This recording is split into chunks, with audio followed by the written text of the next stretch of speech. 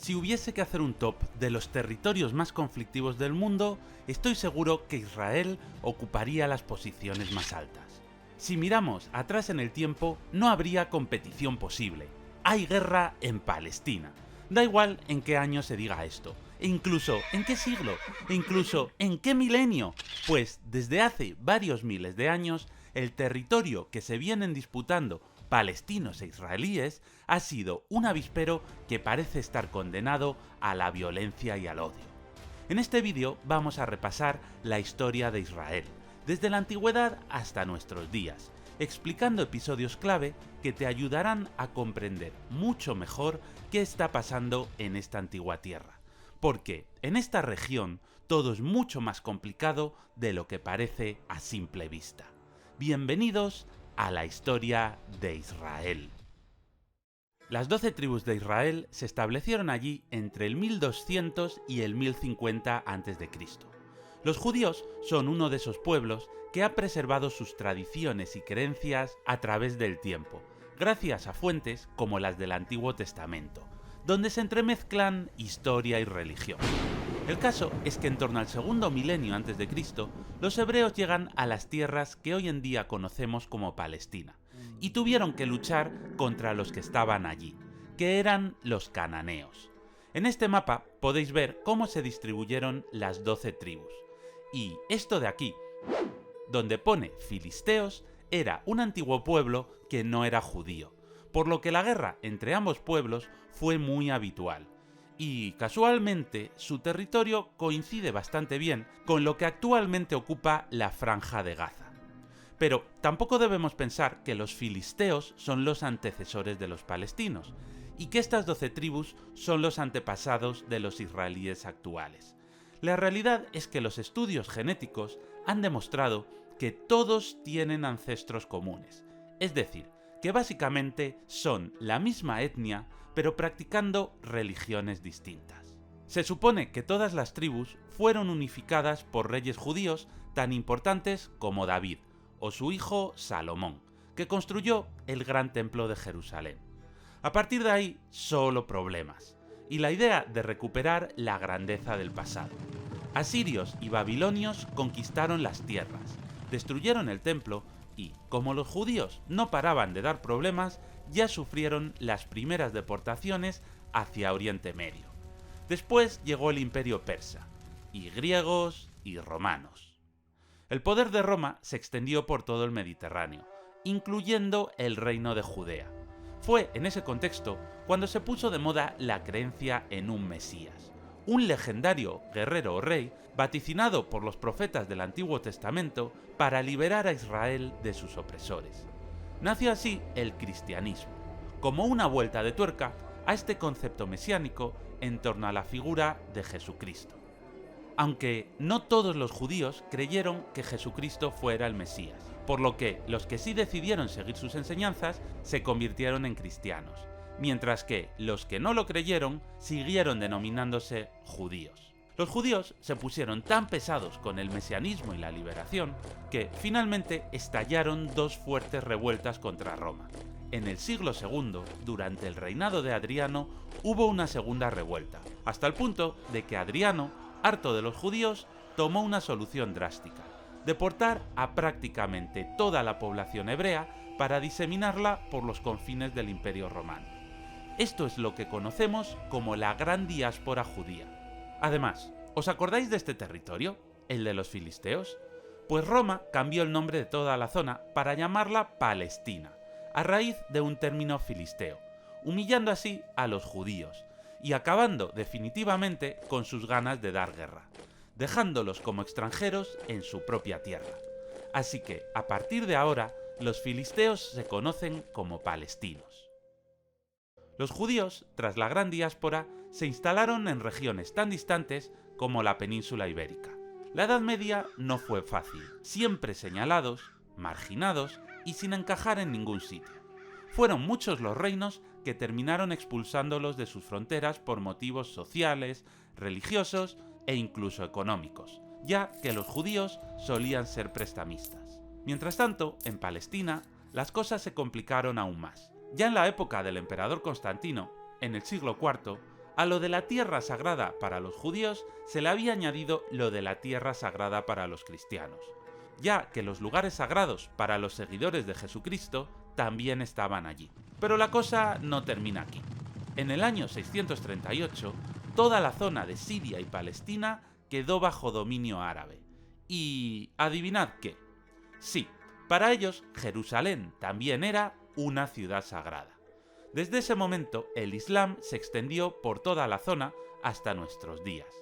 Y así fue como los palestinos, es decir, los habitantes locales que no practicaban el judaísmo, se convirtieron en su mayoría al Islam, aunque se conservaron grandes comunidades cristianas.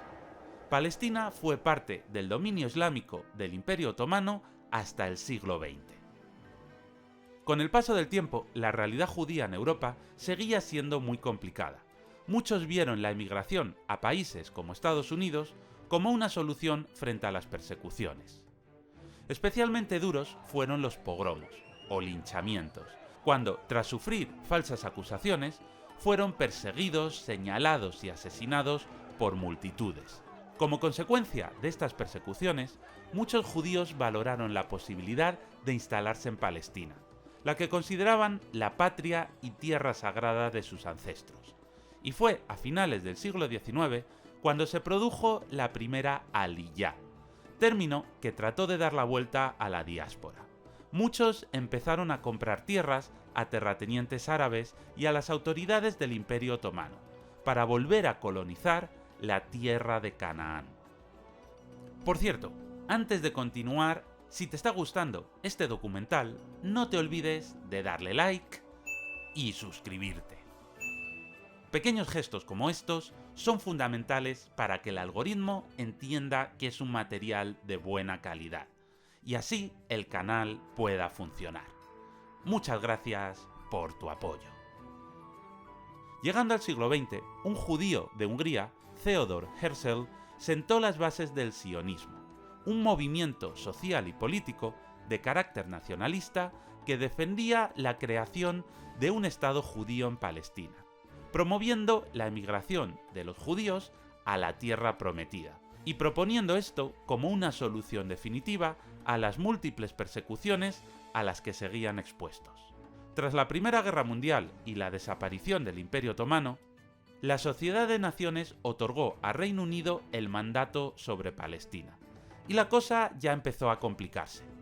Muchos palestinos observaban que las autoridades británicas veían con buenos ojos la llegada de judíos, como por ejemplo la Declaración Balfour, cuando el primer ministro británico declaró que veía bien el establecimiento de un hogar nacional judío.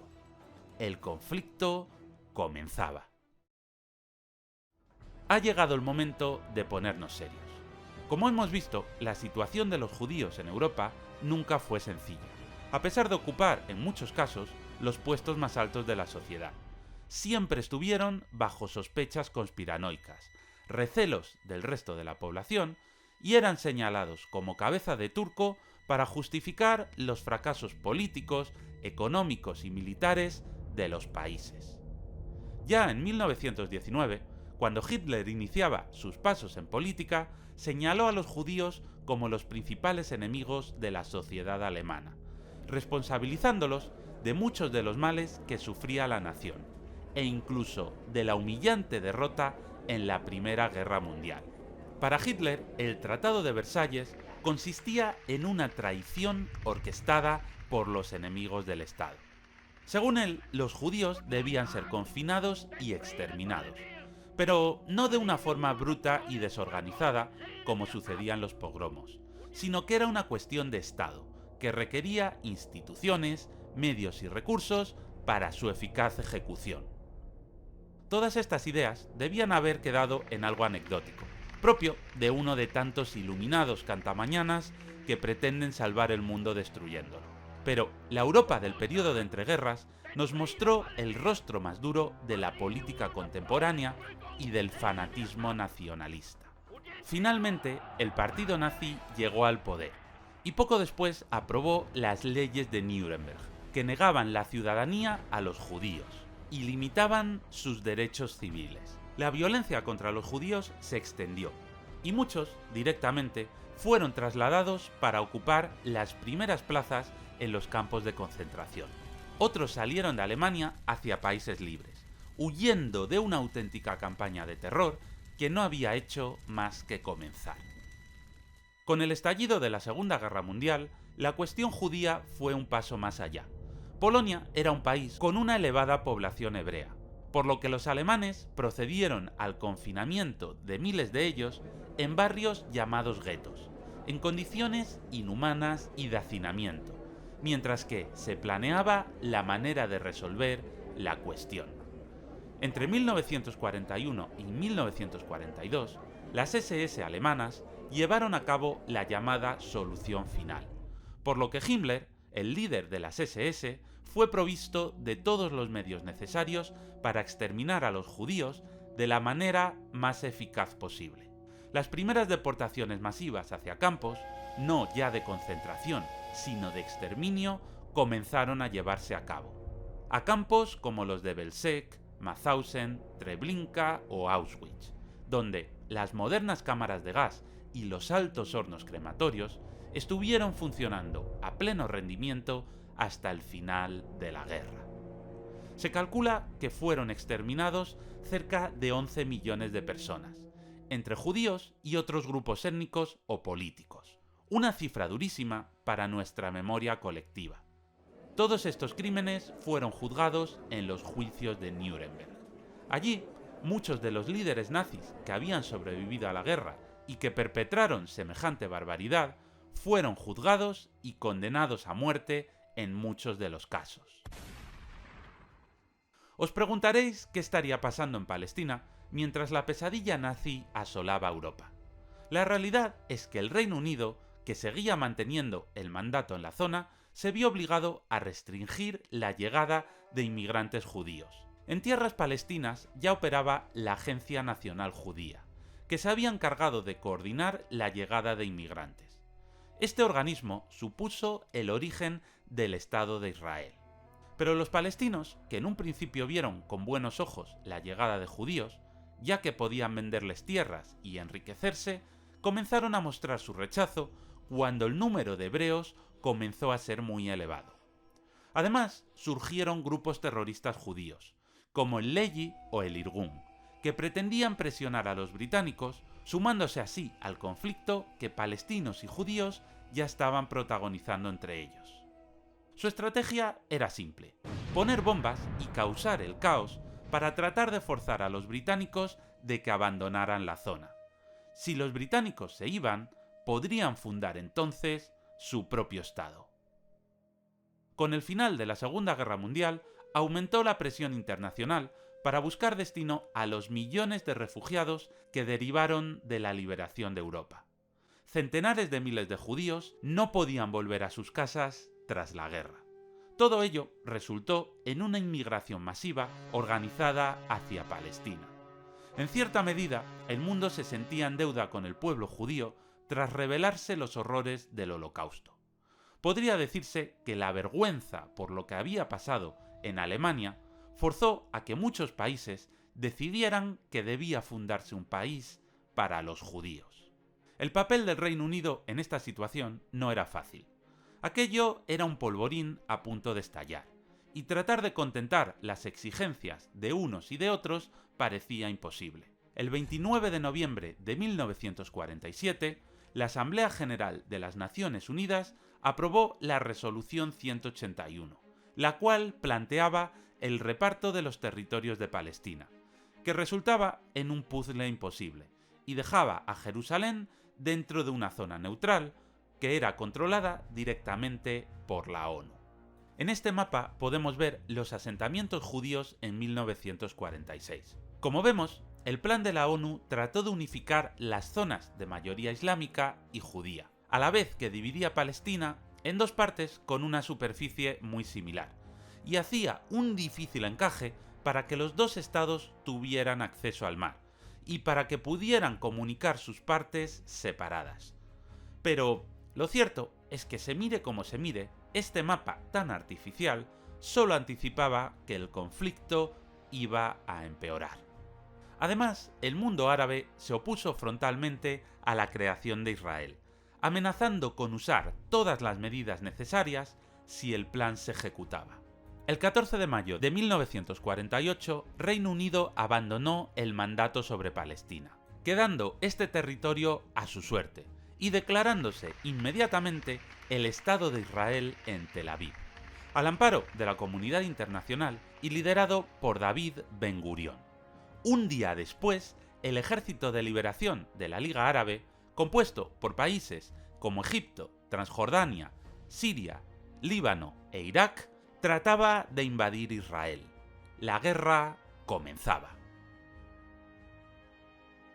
Para alcanzar a entender la compleja situación del territorio que abarcaban Israel y Palestina, debemos recorrer las claves del conflicto árabe-israelí, que dibujó el mapa que conocemos en la actualidad en Oriente Próximo. La guerra del 48 duró poco más de un año. En ella, la intervención de los países árabes buscaba la creación de un único Estado árabe palestino. Las recién creadas Fuerzas de Defensa de Israel trataron de frenar el avance árabe, esperando la llegada de refuerzos y recursos con los que defenderse. Los mayores combates se libraron entre las ciudades de Tel Aviv y Jerusalén, mientras que la ONU proponía varias treguas intentando resolver el conflicto desde los despachos, sin éxito. Sin embargo, contra todo pronóstico, los judíos fueron capaces de contener a la coalición árabe, que no logró cumplir con sus objetivos. A la firma del armisticio, Israel había conseguido consolidar y extender sus territorios más allá de las fronteras fijadas por la ONU. La Liga Árabe ocupó las zonas destinadas originalmente a los palestinos, como Cisjordania o la Franja de Gaza. La ciudad de Jerusalén quedaba dividida en dos partes, una judía y otra árabe. Todo ello fuera del control de la ONU. Es decir, Israel tomó más territorio del asignado por la ONU, pero, en su defensa, podía argumentar que, ya que todos sus vecinos le habían declarado la guerra a la vez, podía tomarlo por derecho de conquista. La situación en Oriente Próximo no mejoró con la llegada al poder en Egipto de Nasser. Una de las medidas del gobierno de Nasser fue nacionalizar el Canal de Suez, una gran arteria del comercio mundial, algo que afectó directamente a los intereses de Reino Unido y Francia. Además, Nasser bloqueó los estrechos de Tirán, el acceso de Israel al comercio asiático. Egipto seguía presionando de esta manera a los judíos y lideraba la defensa de los intereses árabes. Francia y Reino Unido pactaron una alianza en secreto con Israel, en la que atacarían por sorpresa a Egipto para recuperar el control occidental del canal. Entre octubre y noviembre de 1956, Israel ya había conquistado toda la península del Sinaí. Tanto Estados Unidos como la Unión Soviética se opusieron a esta operación. La ONU actuó para declarar el alto el fuego y presionó a Israel a retroceder hasta la situación previa al conflicto. Además, se encargaría de la desmilitarización y control de la frontera, lo que, por otra parte, ayudó a evitar la actuación de grupos terroristas patrocinados por Egipto. La presencia de cascos azules en la frontera entre Egipto e Israel trajo una relativa paz. No obstante, Nasser clamaba revancha, y la retirada de los cascos azules de la ONU en 1967 reactivó el conflicto, y Egipto volvió a bloquear los estrechos de Tirán. Los países miembros de la Liga Árabe empezaron a concentrar tropas cerca de las fronteras, así que Israel decidió pasar a la acción y realizar un ataque preventivo. Entre el 5 y el 10 de junio de 1967, Israel puso en jaque a sus enemigos y, en solo 6 días, se extendió de nuevo hasta la península del Sinaí. También ocupó la Franja de Gaza, Cisjordania y los Altos del Golán, además de la totalidad de la ciudad de Jerusalén. Con esta aparente gran victoria, Israel pasó del estatus de pequeño país, defendiéndose de sus enemigos, a potencia atacante que ocupa territorios más allá de sus fronteras. Además, el dominio sobre Gaza o Cisjordania contribuyó al desarrollo del nacionalismo palestino, así como al rechazo de parte de la comunidad internacional. Por ejemplo, la Unión Soviética le retiró definitivamente su apoyo. Nasser murió en 1970, sucediéndole en el poder a Anwar el-Sadat. Durante el mes de octubre de 1973, coincidiendo con el Yom Kippur, una de las fiestas más importantes para los judíos, Egipto y Siria lanzaron un ataque sorpresivo en la península del Sinaí y en los altos del Golán. Ambos querían recuperar lo que consideraban suyo. El conflicto adquirió una capa más de complejidad cuando, en el marco de la Guerra Fría, Estados Unidos y sus aliados apoyaron a Israel, mientras que la Unión Soviética apoyó a los países árabes. Aunque en un principio la situación parecía favorable para la coalición árabe, que obtuvo un rápido avance, el ejército israelí consiguió frenar a sus enemigos y revertir la situación. La ONU tuvo que volver a intervenir para contener una situación que estaba escalando muy deprisa. Las negociaciones de paz se extendieron hasta 1978, fecha en la que se firmaron los acuerdos de paz de Camp David, donde Israel se comprometió a devolver a Egipto la península del Sinaí y a dar una progresiva autonomía a la Franja de Gaza y a Cisjordania, todo ello a cambio de la paz. Egipto, de esa forma, reconocería la existencia del Estado de Israel, siendo el primer país árabe en hacerlo. Esto es muy importante, porque en más de 30 años, ni un solo país árabe había reconocido el derecho de Israel a existir. Mientras Israel se peleaba contra todos a su alrededor, en su seno nacía la Organización para la Liberación de Palestina. Estaba formada por un conjunto de organizaciones políticas y paramilitares como Al-Fatah o el Frente Popular para la Liberación de Palestina. Su relevancia creció en los años 60. La ONU, en primera instancia, la reconoció como representante y portavoz del pueblo palestino. Esta organización, bajo el control de personalidades tan importantes como Yasser Arafat, lideró la resistencia palestina en Gaza y Cisjordania, convirtiéndose en los enemigos número uno para las autoridades judías. Además, como miles de palestinos habían huido hacia el norte, esto justificó que la OLP actuara también en Líbano, que además estaba inmerso en una complicada guerra civil con características religiosas entre musulmanes y cristianos. Israel, que ya había intervenido en la frontera con el Líbano por las numerosas incursiones palestinas que se organizaban desde allí, decidió volver a traspasar las fronteras entre el año 82 y el 85, invadiendo el país vecino con la intención de expulsar a la OLP de allí, llegando a capturar la capital, Beirut, e influyendo directamente en el rumbo de la guerra civil libanesa. El vacío que dejó la OLP allí fue cubierto en el sur por Hezbollah, un grupo político y militar libanés de culto chií que era apoyado desde Irán. Y justo en Irán, en 1979, se produjo una revolución islámica que transformó al país en una teocracia que se decidió a liderar un conflicto sin cuartel contra Israel. Finalmente, el ejército israelí se retiró a las posiciones iniciales, dejando ocupada una zona de seguridad en el sur del Líbano. Estuvo presente allí hasta los años 2000. El final de la guerra civil en el Líbano no fue el final de Hezbollah, que ha seguido actuando contra Israel, apoyado por Irán. A finales de los 80 estalló en Gaza la primera intifada, protestas violentas con un claro motivador religioso islámico que, rápidamente, se extendieron por todos los territorios palestinos ocupados, pidiendo libertad y poder decidir sobre su futuro. La OLP, desde Argelia, intentando retomar la iniciativa, proclamó la independencia del Estado de Palestina en 1988. En esta declaración estaba reconociendo implícitamente la existencia del Estado de Israel y renunciando a la violencia como arma política. Marcaba las fronteras originales del plan aprobado por la ONU, estableciendo la capital palestina en Jerusalén.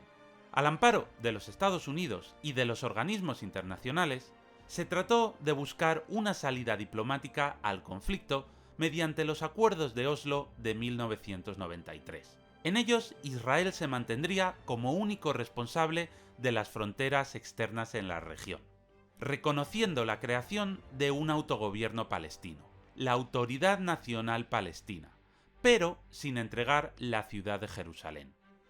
Pero Israel ha sido muy conservador, levantando el control sobre Cisjordania y Gaza muy lentamente. De hecho, desde principios de los 2000, Israel ha comenzado incluso a construir asentamientos judíos dentro de Cisjordania, contraviniendo lo que había firmado solo 10 años antes. E incluso ha construido un enorme muro que separa Israel de Cisjordania. Pero este muro tampoco respeta lo acordado y se mete dentro del territorio palestino. Esto ha hecho que los conflictos sigan salpicando los noticiarios de todo el mundo, como por ejemplo el estallido de la Segunda Intifada, a comienzos de los 2000, cuando Israel estaba terminando de levantar el muro fronterizo. La cosa aún estaba lejos de resolverse por el ascenso de Hamás, que es considerado un grupo político y terrorista de carácter yihadista, es decir, que lleva al extremo las ideas islámicas y también practica atentados terroristas. Lo irónico de esta organización es que parece ser que originalmente fue patrocinada por Israel, con objeto de debilitar la OLP, pero finalmente Hamás acabó decidiendo su propia agenda. Con la firma de los acuerdos de Oslo, Hamás lideró la oposición, calificando de traidores a las autoridades palestinas que habían accedido a negociar. Con el traspaso de la Franja de Gaza a la Autoridad Nacional Palestina, se evidenció el enfrentamiento entre Hamás y la OLP. Los atentados suicidas se hicieron frecuentes desde entonces. Con el fortalecimiento del yihadismo internacional en los años 2000, Hamás llegó al poder en Gaza mediante elecciones parlamentarias y ha estado controlando la zona al menos hasta 2024. El intercambio de ataques puntuales fue frecuente, explotando la situación en octubre de 2023, cuando una incursión coordinada desde la Franja de Gaza hacia el territorio israelí dejó más de 1.200 víctimas civiles y otros 200 rehenes capturados.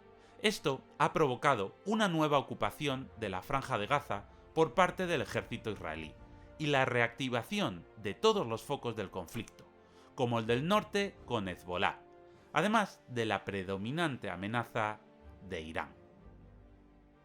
Pero, ¿por qué no se alcanza la paz entre Israel y Palestina? A grandes rasgos, podemos decir que, durante décadas, los palestinos y los vecinos árabes se negaron a reconocer el derecho de Israel a existir. Desde 1993, esto cambió, y los palestinos sí lo reconocieron, aunque haya grupos como Hamás que se sigan oponiendo. Pero ha sido entonces cuando Israel ha decidido negarse a reconocer a Palestina. De hecho, como podemos ver en su distribución parlamentaria, en Israel ha crecido mucho la ultraderecha sionista, cuya intención es que Israel ocupe directamente toda Palestina. Y, actualmente, es imposible formar una mayoría de gobierno sin la ultraderecha sionista, cuyo único fin no es la paz, sino extenderse por ambos territorios. Así que, con una situación así, la paz se antoja imposible. ¿Y tú qué opinas? ¿Cómo crees que podría lograrse la paz en la región? Con esto llegamos al fin de este repaso por la historia de Israel. Si te ha gustado, no te olvides de dejar tu like y suscribirte, que es muy importante para que el canal pueda funcionar. Y aquí tienes otros vídeos que seguro que podrían interesarte. Muchas gracias y un saludo.